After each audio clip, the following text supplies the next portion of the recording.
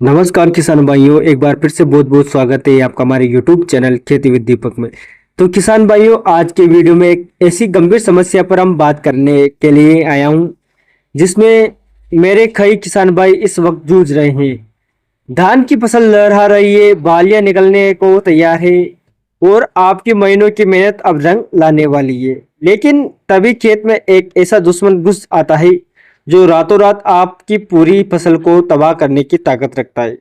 जी हाँ किसान भाइयों, मैं बात कर रहा हूँ बुरा माहू की, जिसे कुछ लोग बुरा फुदका, तेलिया या अंग्रेजी में ब्राउन प्लांट होपर BPH कहते हैं।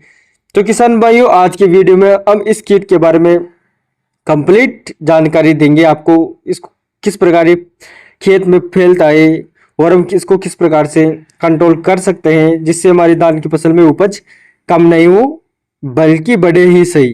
तो किसान भाइयों, इसके लिए आपको पूरा वीडियो कंप्लीट देखना है और वीडियो को अंत तक देखिएगा।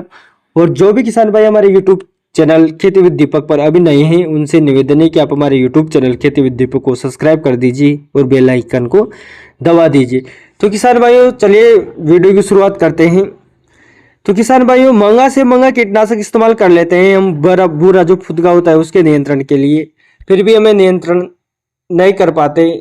10 दिन पहले छिड़काव किया था और आज देखते हैं तो पहले से भी ज्यादा कीड़े उसमें नजर आते हैं। आखिर ऐसा क्यों हो रहा है, कहाँ गलती हो रही है? तो आज इस कार्यक्रम में हम सिर्फ दवाइयों के नाम ही नहीं बताएंगे, बल्कि हम इस दुश्मन की जड़ तक जाएंगे।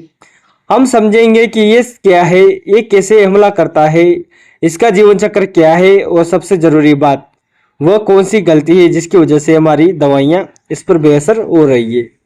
मेरा वादा है, अगर आपने ध्यान से मेरी बातों को सुना और समझा तो आप इस समस्या का समाधान खुद करना सीख जाएंगे।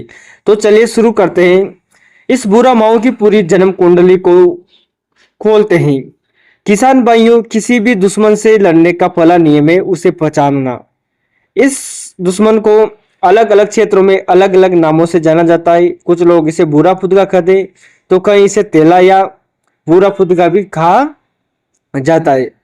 असल में जब ये अपनी शुरुआती बच्चा अवस्था में होता है तो ये हल्के सफेद भूरे रंग का होता है, इसलिए कुछ किसान भाई इसे सफेद माऊ भी कह देते हैं। और जब ये बड़ा होकर वयस्क बन जाता है तो इसका रंग गहरा भूरा या काला हो जाता है, तब इसे काली माऊ भी कहा जाता है। आपके इलाके में इस कीड़ों को क्या कहते हैं, हमें नीचे कमेंट में लिखकर जरूर बताइएगा। नाम नाम चाहे जो भी हो, इसका काम एक ही है, आपकी फसल को तबाह करना। और अगर इसे शुरुआत में ही ना पहचाना और नियंत्रण ना किया जाए तो बाद में आपकी बहुत मुश्किल हो जाती है। इसकी सही पहचान के लिए आपको खेत में थोड़ा झुकना पड़ेगा, धान के पौधों को थोड़ा हटाइए और पानी की सतह पर के पास पौधे के तने के निचले हिस्से में, जिसे हम गोप कहते हैं, वहां देखिएगा। आपको वहां हजारों की संख्या में छोटे छोटे कीड़े झुंड में चिपके हुए मिलेंगे। इसकी दो अवस्थाएं होती है, एक बच्चे, ये सफेद या हल्के भूरे रंग के होते हैं, इनके पंख नहीं होते। इनकी सबसे बड़ी पहचान है कि जब आप इन्हें छुएंगे या पौधे को हिलाएंगे तो ये सीधे भागने की बजाय केकड़े की तरह तिरछा चलेंगे। ये बच्चे ही सबसे ज्यादा नुकसान करते हैं। दो वयस्क, ये गहरे भूरे रंग के होते हैं, इनके पंख होते हैं और ये थोड़ी सी हाट होने पर उड़कर दूसरे पौधों पर चले जाते हैं। अब बात करते हैं नुकसान के लक्षणों की। शुरुआती लक्षण में खेत में जगह जगह पौधे की पत्तियां पीली पड़कर सूखने लगती है। ऊपर बन जब प्रकोप बहुत ज्यादा बढ़ जाता है तो खेत में बड़े बड़े गोले चकते बन जाते हैं और पूरी की पूरी फसल एक साथ जलकर सूख जाती है, जैसे किसी ने आग लगा दी हो। इसी को होप पर बर्न कहते हैं। चिपचिपा पदार्थ और काली फफूंद, ये कीड़े पौधे का रस चूसते हैं और एक मीठा चिपचिपा पदार्थ निकालते हैं। इस पर काली फफूंद लग जाती है, जिससे पौधे के तने काले पड़ जाते हैं। अगर आपको अपने खेत में पौधे के तने पर के पास ये कीड़े दिख रहे हैं तो पत्तियों को पीली पड़ जा रही है, तो समझ जाइए कि ये बुरा माहू का ही हमला है। तो किसान भाइयों, अब हम उस हिस्से पर आ गए हैं जो ये बताएगा कि आपकी दवाइयां बार बार फेल क्यों हो रही हैं। इसे कीड़े के जीवन चक्र को समझना होगा। एक पूरा जीवन चक्र यानी अंडे से निकलकर वैक्स बनने और फिर से अंडे देने तक का समय सिर्फ 25 से 30 दिन में पूरा हो जाता है। आपकी दवा क्यों फेल हो रही है, इसका जवाब यही है, आपने जब छिड़काव किया तो सिर्फ ये कीड़े मरे दवा के संपर्क में आए। जो बच्चे तने के बिल्कुल नीचे छुपे हुए थे वो बच गए और जो अंडे पौधे के अंदर थे वो भी 100% सुरक्षित बच गए। छिड़काव के साथ से 8 दिन बाद उन हजारों अंडों ने नए बच्चे निकल गए और आपके लगा कि दवाएं ने काम नहीं किया, जबकि असली में दुश्मन की नई फौज तैयार हो गई थी। तो अब हम दुश्मन की पूरी चाल समझ चुके हैं। तो अब बात करते हैं इसके पक्के इलाज की। इसका इलाज सिर्फ एक छिद्र काव में नहीं है बल्कि एक पूरी रणनीति में है। फले खेती के सही तरीके अपनाएं, यूरिया का संतुलित प्रयोग करें, पौधे के बीच में सही दूरी रखें और खेत में लगातार पानी बरकरार रखें। अब आते हैं सबसे जरूरी सवाल पर, कौन सी असरदार दवा डालें। मैं आपको 4 सबसे बेहतरीन और नए जमाने के कीटनाशकों के बारे में विस्तार से बता रहा हूं। तो किसान भाइयों, पहली दवाई है पीआई कंपनी का डिस्ट्रप्टर। डिस्ट्रप्टर में 2 रसायनों का मिश्रण है, डाइनोफ्यूटोरोन 15% प्लस पाइमेट्रोजन 45% WG फॉर्म में है। इसकी मात्रा 100 से 120 ग्राम प्रति एकड़ है। ये दवा भूरा माऊ पर दोहरी मार करती है। इसमें मौजूद पाइमेट्रोजोन कीड़े के मुंह को तुरंत जाम कर देता है, जिससे कीड़ा पौधे का रस चूसना तत्काल बंद कर देता है। वही दूसरा रसायन डाइफ्यूटोरोन पौधे के अंदर फैलकर इस रस चूसने वाले कीड़ों को तंत्र को सीधा हमला करता है, जिससे कीड़े को लकवा मार दे जाता है। अब बात करते हैं किसान भाइयों दूसरी दवाई की। दूसरी दवाई आपको लेनी है कोटेवा एग्रीसाइंस कंपनी का पेक्सालोन। पेक्सालोन इसमें रसायन है ट्राइफ्लूजोपाइरिम 10% SG फॉर्म में। इसकी मात्रा 94 ml प्रति एकड़ के हिसाब से लेनी है। पेक्सालोन एक बिल्कुल नई तकनीक की दवा है किसान भाइयों। ये कीड़े के शरीर की मांसपेशियों के तालमेल को बिगाड़ देती है। सरल भाषा में कहें तो ये दवा कीड़े के पैरों को जाम कर देती है, जिससे ये ना चल पाता है और ना ही पौधे पर चिपक कर रस चूस पाता है। छिड़काव के कुछ ही घंटों में कीड़े पौधे से नीचे पानी में गिरना शुरू हो जाते हैं। तीसरी दवाई है किसान भाइयों BASF कंपनी की वेलेक्सियो। तो किसान भाइयों जो तीसरी दवाई है वेलेक्सियो, इसकी डोज की बात करते हैं। इसकी डोज आपको रखनी है किसान भाइयों 60 ml प्रति एकड़ के हिसाब से आप इसका स्प्रे कर सकते हैं। ये भी एक दम नए तरीके से काम करने वाला कीटनाशक है। ये भूरा माऊ के शरीर में कैल्शियम के संतुलन को बिगाड़ देता है, जिससे इसकी मांसपेशियां काम करना बंद कर देती है, उससे लकवा मार जाता है और वो खत्म हो जाता है।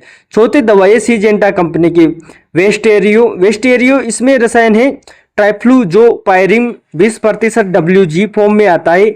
इसकी मात्रा 50 ग्राम प्रति एकड़ आपको रखनी है किसान भाइयों। तो किसान भाइयों जो दवाई मैंने आपको बताई उसमें किसान भाइयों ध्यान दीजिएगा, ये वही रसायन है जो पेक्सालोन में है, लेकिन जहां पेलोन में ये 10% की ताकत में है, वहीं वेस्टेरियो में ये 2 गुनी ताकत यानी 20% में है।